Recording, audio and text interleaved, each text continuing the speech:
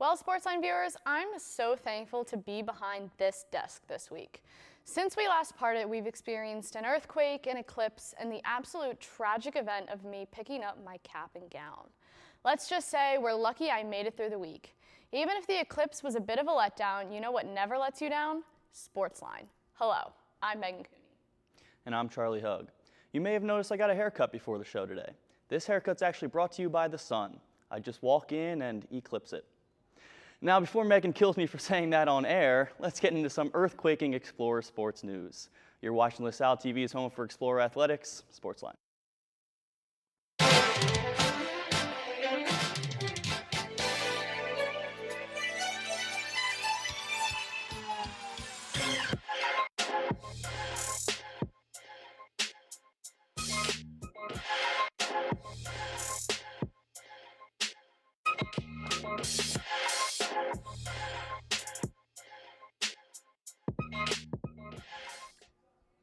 Welcome to SportsLine. Despite all the catastrophic events of the week, this didn't stop our Explorers, and we have all of this week's recaps.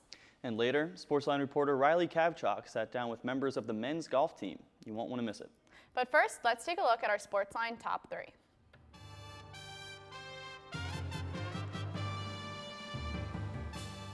Number 1, LaSalle University announced its inductees into the Hall of Athletes class of 2024. The 3 former Explorers and athletes that are going to be inducted are women's swimming and diving alum Susan Rothwell, men's swimming and diving alum Sean Connors McBride, and men's soccer alum Ryan Richter. Rothwell, class of '86, earned 3 gold medals in the 200 and 400 medley relay and the 200 free relay, while also becoming the MAC conference champion in the 100 and 200 meter backstroke during the '83-'84 season. At the time of her graduation, Rothwell held 6 school records. 2007 graduate Sean Connors McBride also had a great swimming career of his own. Over his 4-year career, Connors McBride won 5 individual A10 conference titles, including a 3-peat in the 200-meter butterfly, a gold medal in the 500 freestyle, and a gold in the 800 freestyle relay. Ryan Richter, class of 2010, was named to the A10 All-Rookie team in his freshman year after tallying 5 goals and 2 assists on the season. 2 years later, he would be named NSCAA All-Region and Philadelphia Soccer 6th Player of the Year after scoring 7 goals and 7 assists. In his senior season, Richter was named A10 Offensive Player of the Year as well as A10 Student Athlete of the Year after scoring 14 goals and tallying 30 points. After graduating from LaSalle, Richter ended up being drafted by the Philadelphia Union in the 2010 MLS draft. Number 2, LaSalle University will continue to honor Explorer basketball legend Tom Gola by naming the entrance to Trumark Financial Center Tom Gola Way, following the demolition of Tom Gola Arena in preparation for the new John Glaser Arena. LaSalle dedicated the arena's entrance to its old namesake, Gola. LaSalle's most decorated men's basketball player is the NCAA's all-time leading rebounder and was an inductee into the Naismith Hall of Fame class of 1976. Number 3, Ella Varello has been named this week's NovaCare Student Athlete of the Week. Varello set a new personal record in the women's 3,000 meter at the Big 5 Invite with a time of 10 minutes and 21.34 seconds. So you really like your long number 1s, I'll don't tell you what, we're getting a lot of Explorer history in these past couple of weeks. It's pretty interesting to see. I know, I'm learning a lot by this top 3 that I've really never paid that much attention to. But this is super interesting, all of these inductees into the athletics class of 2024. They all sound like really accomplished veterans and athletes, and yeah, so it should be exciting. Yeah, absolutely. A lot of accolades for all 3, both personal and helping their teams win some stuff. It's kind of interesting to see, as I'm looking at all these things coming in, I'm wondering if there's any athletes now that we're going to see inducted. I'm trying to think, I mean, you can think Francesca Coe and people then that we kind of talk about on a weekly basis. But until we get to that point, I mean, all these people have earned their spots in the Hall of Athletes, and congratulations to all 3 of them for making it. Yeah, and then Ella Varello being named the NovaCare Student Athlete of the Week. She set a personal record at the women's 300 meter at the Big 5 tournament this weekend, so congrats to her, very well deserved. I know a lot of people were really happy for her, so. Yeah, absolutely. It's nice to see someone other than a Mancini. Love the Mancinis to death, but I feel like it's really nice seeing other track and field members starting to get recognized. For sure. So that's it for the top 3. Now let's see how our teams did in this week's recaps. Water polo took down Villanova for the second time this past weekend with an impressive win of 13-8. The game began with LaSalle taking an early lead, seizing control in the first quarter with a 4-2 advantage. Martina Bonet-Saez played a crucial role, netting the final 2 goals for LaSalle, alongside Hannah Warren and Sofia Koleval. The Wildcats tried to stay in the game, but the Explorers were unrelenting. Ko and Koleval were particularly impressive, building a formidable 4-goal advantage. However, Villanova showed their resilience, managing to narrow the gap before halftime. But the third period belongs entirely to the Explorers. They exploded out of the gate, scoring 3 consecutive goals to establish a commanding 9-4 lead. Malone continued to dominate, adding 2 more goals to her tally, while Koleval chipped in with another score. As the final quarter unfolded, Villanova tried to mount a comeback with a pair of early goals, but Malone had other plans, shutting down any hope of a turnaround with her 5th goal of the game. With late scores from Lomax and Warren, the Explorers sealed the deal, cementing their victory 13-8. In the end, it was Malone who stole the show, leading all players with her impressive 5 goals. Her dominant performance was a key factor in securing the win for the Explorers. The LaSalle track and field programs returned to the City of Brotherly Love, running in its second meet in 3 weeks at Franklin Field. A total of 5 Explorers ran in the 100-meter dash, 4 women, and Chisholm Agbado for the men. Neve Davis continued her strong season, pacing LaSalle with a 10th place overall finish. A trio of men ran in the 200 meters. Hami Samasa set what would have been a personal best, clocking a time of 23.63 seconds, but recorded a wind score of 4.4 meters per second.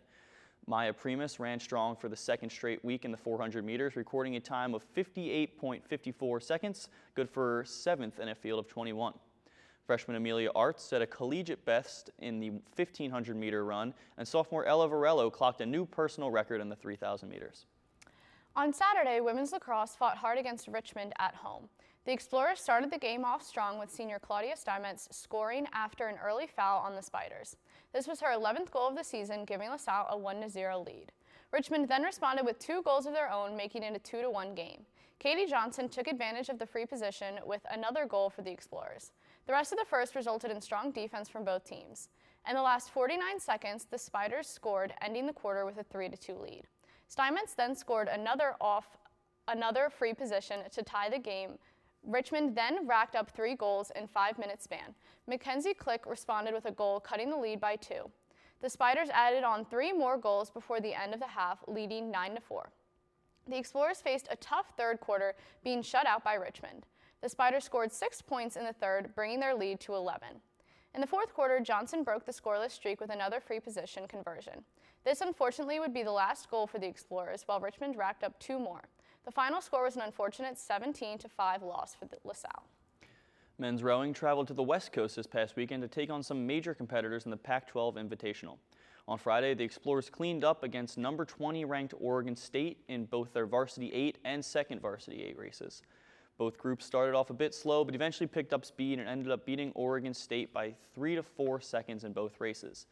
It was then time to take on number 1 ranked Cal. It was a tough-fought fight for the number 16 ranked Explorers with 2 tough losses. Finally, on Sunday, they took number 8 ranked Stanford. These were 2 close races for the Explorers. Their Varsity 8 boat rode 5 minutes and 56.5 seconds, while Stanford rode 5 minutes and 52.6, while the Explorers coming up just 3.9 seconds shy. The second Varsity 8 boat also had a very close race, but ultimately fell to Stanford by just a mere 4.9 second difference. Overall, the Explorers would leave the West Coast and end the weekend with a 1-2 record. The LaSalle women's golf team competed at the Youngstown State Spring Invitational this week. The Explorers shot well over the course of the 2 days, no pun intended, with junior Paige Sermonaro and senior Kaylee Zeman leading the charge for LaSalle. Sermonaro followed her +8 performance on day 1 of the event with a +3 on day 2, with her overall performance of 11 over par, earning her an 8th overall finish. Zeman followed close behind with a 12th place overall finish after shooting a 159, 15 over par. Over the 2 days, the Explorers would go on to finish in 4th out of the field of 6. Did you appreciate that one? Yeah, I did. Thank you so much for throwing that one in, Charlie. I really You're just did very witty appreciate it. scripts. Yeah, you really catch me off guard with know. some of your puns. All right. Water polo defeating Villanova, Yep. exceptional for the second time this season. Really good for them. I think they take on Villanova again this upcoming weekend. We're going to talk about that later in upcoming games. I think for their senior day they're taking them on. But that's a really good team to beat. And this water polo team has shown a lot of promise so far this season. So I'm really looking forward to seeing how they do this weekend as well. Yeah, absolutely. After a water polo list episode last week, it was really nice to see them come back, especially with a win. Our second win against Villanova, another kind of crosstown rival of ours, Big Five team. So pretty nice to see a second win. Again, you a chance to get a third win. But yeah, just so much potential and like success that we're seeing throughout this season. I'll never get tired of talking about water polo. It's one of the most consistently winning teams, which I guess kind of leads us into lacrosse again. Is that where we're headed? Yeah, I don't know. Another rough one. They started off strong. Richmond's a really good team, one of the better teams in the A10.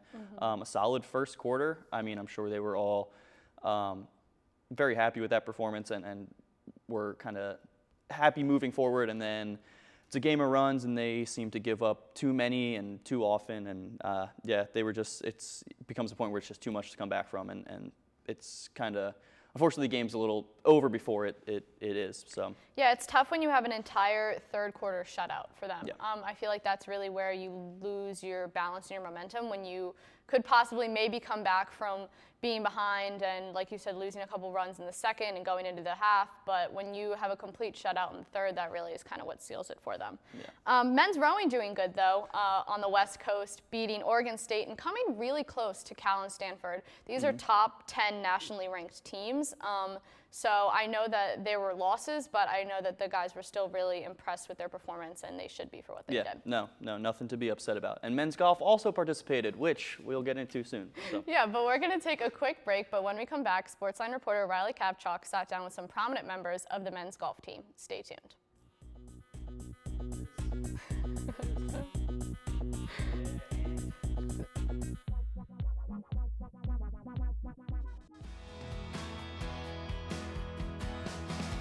I drive 65,000 miles each year in my bus. If people knew what I know, lives could be saved. You don't want to be in the blind spot of a 40,000-pound bus when I have less than a second to react. I do what I can by changing lanes and taking turns slowly. It really helps when people look out for me too. Give me room to operate safely. It's our roads, it's our safety. Hi, I'm Joanna Van Fine, class of 2007, and you're watching LaSalle 56. It's LaSalle TV. Oh, right, of course. All right, I'll do it again. Hi, I'm Joanna Van Fine, class of 2007, and you're watching LaSalle 56. You're watching LaSalle 56. Oh, God. Hi, I'm Joanna Van Fine, class of 2007, and you're watching LaSalle 56. Can't do it. Hi, I'm Joanna Van Fine, class of 2007, and you're watching LaSalle 56. Oh, okay. Hi, I'm Joanna Van Fine, class of 2007, and you're watching LaSalle 56. It's right behind you. LaSalle 56. TV. LaSalle TV 6. LaSalle 56. And you're watching LaSalle 56. LaSalle 56. And you're watching LaSalle 56. You're old. Hey! And you're watching LaSalle TV. I did it. I did it. I'm not old. Did you know that listening to music, enjoying art, or simply holding hands can boost your cognition? Like me, you want to maintain brain health for as long as possible. I'm Kevin Jameson, President of the Dementia Society of America. Please request our free guide filled with 10 building blocks to better brain health, care planning, and facts about dementia. Visit our website at 1-800-DEMENTIA.org or call us at 1-800-DEMENTIA. You want to live life to the fullest, and our free guide can help.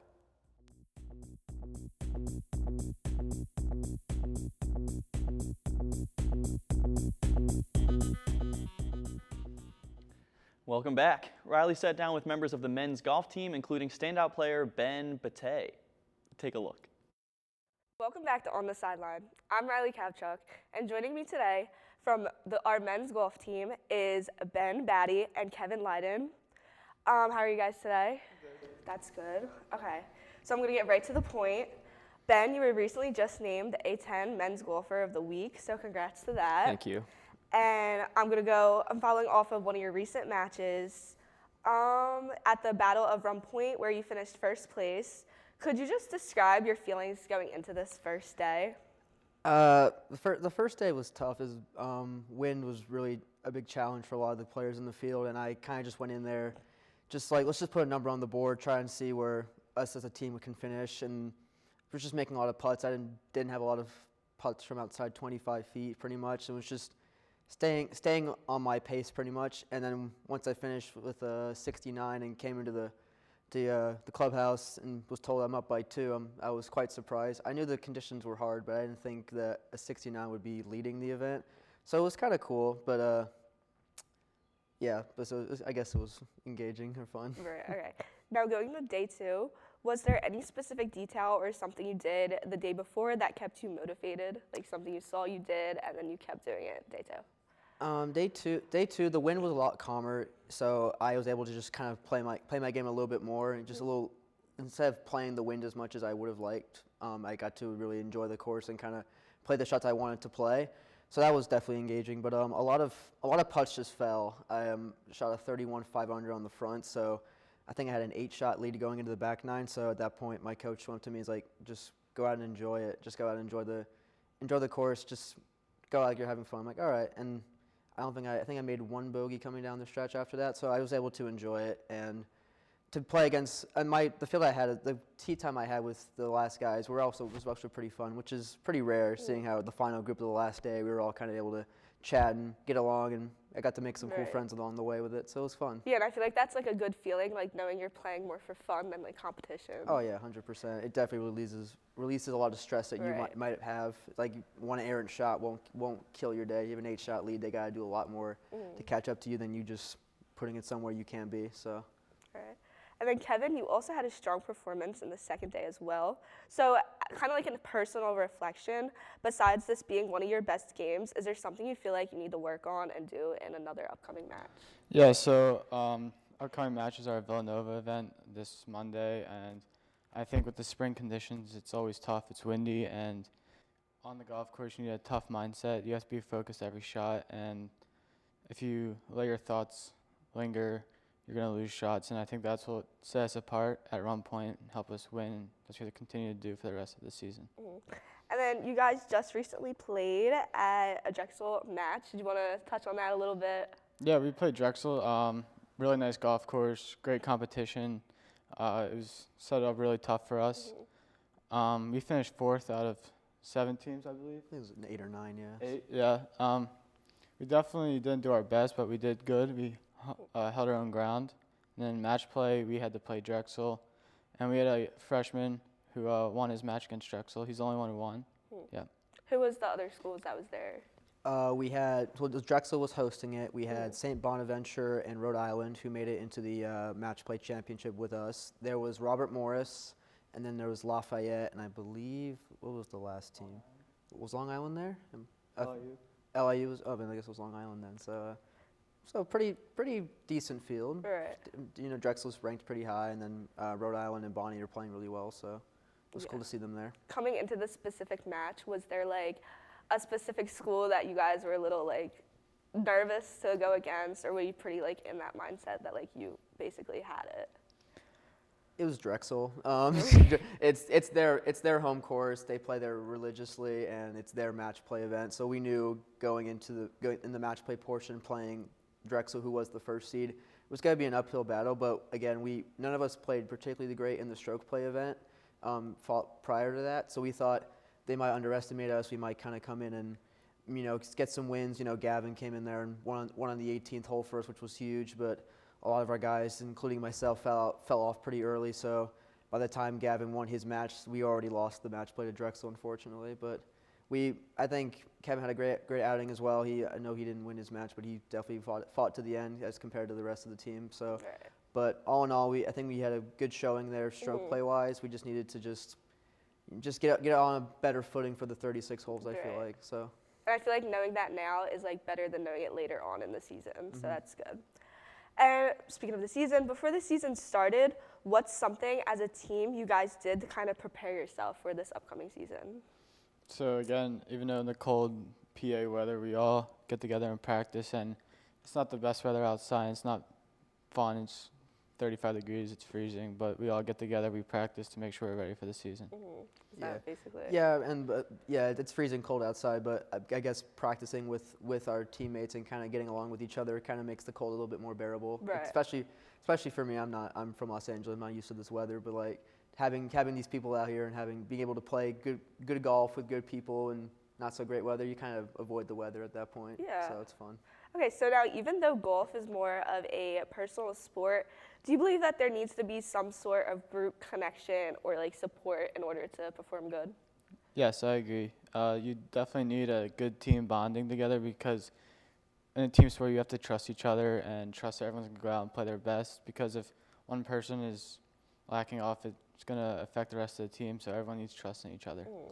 Yeah, and also having that team around us, like if one of us is struggling and they go like, hey, I'm not hitting off the tee very well, I'm not putting very well, we can have a guy on a team who's putting really well recently. He goes, oh, I've tried this recently, you go ahead and try that, or I've done this little swing change, maybe this would work for you. But also, like you touched on, we have to trust each other. Like in the match play, I know I was struggling out there mentally because I'm like, I need to get this point for us because we need to get at least one of these 3 points. But I just had to turn around and trust my teammates. Like, hey, they're doing their own match. They're doing their own thing. They're good enough to get these points. I don't have to win my match. I just, need to give it a good go, which was kind of the end goal there. But so. Okay, now going back to Ben. Coming from the complete opposite side of the country, what do you think the hardest adjustment was to make? And what's the difference playing golf in Philadelphia rather than in California? Yeah, that's a good question. I get that asked a lot. But I think the big difference between golf out here and golf out on the West Coast is that it's a lot more pinpoint accuracy off the tee. Like in Los Angeles, you can nuke the ball 30 yards left or right, and you'll still find your ball. Whereas you come out here, you miss 15 yards left, you're out of bounds. You miss 15 yards right, you're in the water somewhere. So it's a lot. You gotta definitely just trust your swing and know that the ball's gonna come out the way you want, shot shape and all that stuff. But I guess coming out here from Los Angeles, the people here are way nicer. They're way more just down to earth here, I feel like. But also they love their sports, which I'm also a fan of. So it's also cool to just get that camaraderie as well. Yeah. Because LA has 2 teams for every sport, basketball, that stuff. Whereas here you have the Eagles, you have the Phillies, and you have the Flyers. So it's like, you know which team they're rooting for. And then Kevin, you're pretty local. So when did you start playing? And was there like a specific person you looked up to when you first started that you still look up to now? Yeah, so I started playing when I was around 14, 15 years old. I played a lot of baseball from 6 years old to 16 years old. And for a little bit, I played 2 sports, baseball and golf. And then 9th grade, I really loved golf a lot, so I played high school all 4 years, varsity. And I loved watching Jordan Spieth. He's just awesome. He's a good guy, just really love watching him. All right. Okay. So lastly, what's one piece of advice you'd both give to any person wanting to probably start off golf? Like maybe how you said freshman year, like let's say there's a high school freshman and they want to start playing golf. What's one piece of advice you'd give them? I would say don't try to be perfect, because golf, you hit so many different shots, and if you're looking to hit a straight drive right down the middle and a straight iron shot on the green, it's never going to be that way. Golf is a game where you're never going to hit the same shot in a row or in your whole life. It's just different every single time. Yeah. Yeah, 100%. I think one thing I like telling new players is that it's never too late to start. I've had lifelong friends. I started playing golf when I was 4, but I've had friends that started when they were 40 and they're still playing in their 60s, and they've gotten better every year. I guess my big thing to get better is just go out and have fun, because like at the end of the day, if you don't enjoy it, then there's no point in going out and putting in the work for it. Like me, Kevin, all the guys on the team, Gavin, Armand, all those guys, they all love the game, and we're willing to put in the work to get better because we love this game. So I guess just at the end of the day, just love the game, and if you ever want to try it out, you're never too late to start. You can play it till you're 90. So those are perfect. So again, thank you guys so much for joining me today. It was a pleasure talking to you. I wish you the best of luck with the remaining of your season. Now back to Meghan and Charlie. We're going to take a quick break, but when we come back, we have all of this week's upcoming games. Stay tuned.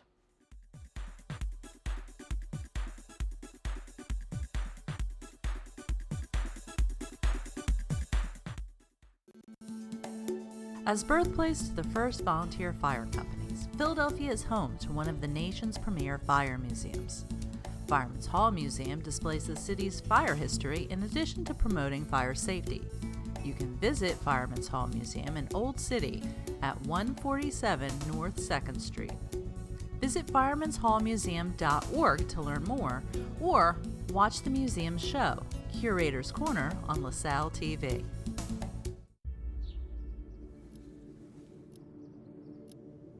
Dear University of... Thank you for your offer to become student ID number 283471. While I appreciate your desire for my impeccable academic record, I must decline the opportunity to get a generic degree. I've decided to tell my story. To be a student, not a statistic. I wish you good luck in the future as I embark on mine.